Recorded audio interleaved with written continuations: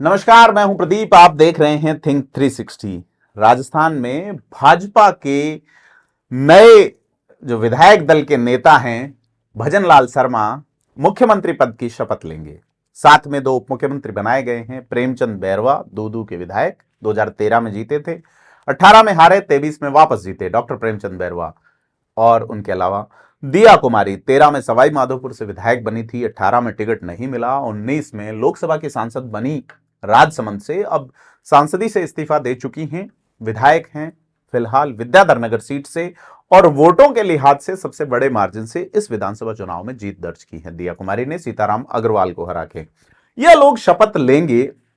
लेकिन कल हम बात कर रहे थे कि बीजेपी की जो सोशल इंजीनियरिंग है उस पे काम करने की आवश्यकता है 2024 के चुनाव के मद्देनजर, कि जिस तरह के संवैधानिक पदों पर जो कास्ट इक्वेशन है उसको बीजेपी देखेगी। हालांकि बीजेपी के प्रवक्ता कहते हैं कि बीजेपी अनुशासन और उन चीजों को देखती है, लेकिन कास्ट यहां पे एक बहुत बड़ा इश्यू है और लोग उसी एंगल से देखते भी हैं कि किस तरीके से जो है वो प्रतिनिधित्व दिया जाना है। क्योंकि अब बीजेपी में जो प्रदेश अध्यक्ष हैं सीपी जोशी, वो अपने ही बूथ से चुनाव नहीं जीत पाए। चंद्रभान सिंह आक्या, चित्तौड़गढ़ वालों का टिकट कटा। चंद्रभान सिंह का कहना रहा साफ तौर पे कि उनका टिकट सीपी जोशी के कारण कटा है। सीपी जोशी, चंद्र प्रकाश जोशी वर्सेज चंद्रभान सिंह आक्या की ये जो अदावत है पूरे 199 सीटों विधानसभा सीटों के चुनाव में अलग तरीके से देखी गई।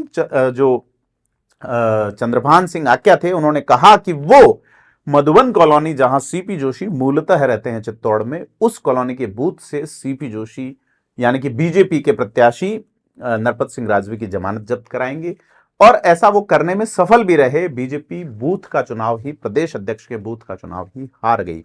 ऐसे में सीपी जोशी क्या प्रदेश अध्यक्ष रहेंगे? उनके पास जिम्मेदारी बड़ी होगी कि 25 के 25 लोकसभा सीटों पे किस तरह से रणनीति करनी है। बीजेपी ने चुनाव जीता है प्रधानमंत्री नरेंद्र मोदी के चेहरे पे, नरेंद्र मोदी और अमित शाह की लगातार सक्रियता की बदौलत। ऐसे में जबकि लोकसभा चुनाव कुछ ही महीनों में होने वाला है और सुप्रीम कोर्ट कह चुका है कि जम्मू कश्मीर में भी विधानसभा के या जो वहां केंद्र शासित प्रदेश है उनके चुनाव करवाइए, वहां लोकसभा के चुनाव भी होंगे। ऐसे में जब पूरा देश प्रधानमंत्री मोदी और अमित शाह को एक साथ इलेक्शन में एक साथ कैंपेन करना है, ऐसे राजस्थान में उन्हें संगठन में फिर मजबूत क्षत्रप चाहिए होंगे। और ऐसा माना जा रहा है कि कलराज मिश्र जो कि राज्यपाल है लंबे समय से, उनको भी अब बीजेपी जो है या कि केंद्रीय नेतृत्व जो है वो अब बदलेगा। ऐसा नाम चल रहा है कि गुजरात के जो मौजूदा राज्यपाल हैं वो यहाँ के नए राज्यपाल हो सकते हैं। भाजपा चूंकि सतीश पूनिया को हटाए जाने के बाद जाट समाज नाराज हुआ बीजेपी से और उसकी परिणति जो है वो विधानसभा चुनाव में देखने को मिली। 32 जाट विधायक कुल बने हैं, उसमें से बीजेपी से 12 ही बन पाए हैं और यह माना जा रहा है कि जहां आमने सामने लड़ाई थी वहां जाट वोट बैंक जो है वो कांग्रेस की ओर मूव हुआ। वैसे जाट समाज मूलतः कांग्रेस का वोट बैंक रहा है लंबे समय तक, लेकिन बाद में जब बीजेपी ने टिकट देने शुरू किया या समाज में अपनी एक पहचान बनाई तो बड़े नेता भी निकल के आए, जिनमें अभी देश के मौजूदा उपराष्ट्रपति जगदीप धनखड़ समेत तमाम बड़े नेता। सतीश पूनिया को हटाए जाने के बाद बीजेपी में एक अलग तरह की बात चलने लगी जाट समाज को लेके, लेकिन जाट समाज अब साधा जाए इसके लिए भाजपा कोशिश कर रही है कि कैलाश चौधरी जो कि बाड़मेर के बायतू से विधानसभा चुनाव 2018 में हारे थे, 19 से बाड़मेर के सांसद बने और देश में कृषि राज्य मंत्री हैं, उनको अब कमान दी जाए। इस तरह की चर्चाएं जो है वो राजस्थान की राजनीति में चल रही हैं। तो कास्ट इक्वेशन साधने के लिए बीजेपी जो है वो इस तरह की कोशिशें कर रही है। ऐसा सुनने में आ रहा है कि जो गुजरात के राज्यपाल है आचार्य देवव्रत, उनको राजस्थान की कमान दे सकती है बीजेपी। लेकिन इन नामों पे आप 100% ठप्पा मत लगाइएगा, क्योंकि यह मोदी इरा है, यहाँ कुछ भी हो सकता है। जो नाम चल रहे हैं वो हो सकता है इसी वजह से हटा दिए जाएं कि वो नाम चल रहे हैं, या किसी तरह एक लिटमस टेस्ट हो कि इन नामों को चलाने से जनता का मूड क्या कहता है, स्विंग क्या कहता है। जिस तरह के अखबार सर्वे कर रहे हैं कि मंत्रिमंडल में यह मंत्री होगा और यह विभाग मिलेगा, तो हो सकता है कि उनका नाम इसीलिए कट जाए कि साहब आप कौन होते हैं तय करने वाले।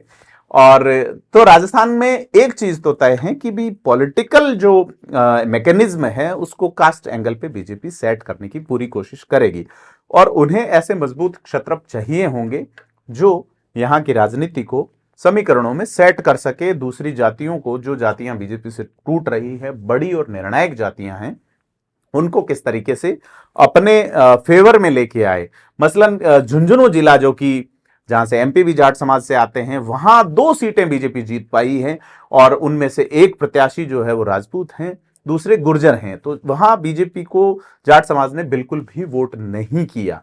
अब चूरू अगर देखें तो चूरू सीट पे 6 सीटें हैं, उनमें से एक आरक्षित है सुजानगढ़ और 5 सीटें अनारक्षित हैं। तो वहां भी 5 सीटों में से 3 सीटों पे जाट प्रत्याशी जीते हैं, जिनमें तारानगर से नरेंद्र बुडानिया जीते हैं, चूरू से हरलाल सारण जीते हैं और रतनगढ़ से जीते हैं पूसाराम गोदारा। बाकी जो 2 सीटें रही हैं उन पे भी दूसरे स्थान पे जाट समाज के ही प्रत्याशी रहे हैं, जिनमें से सरदार शहर में निर्दलीय प्रत्याशी रहे और जो सुजानगढ़ में सादुलपुर मनोज न्यांगली जहां जीते वहां भी जाट प्रत्याशी सेकंड नंबर पे रहे हैं।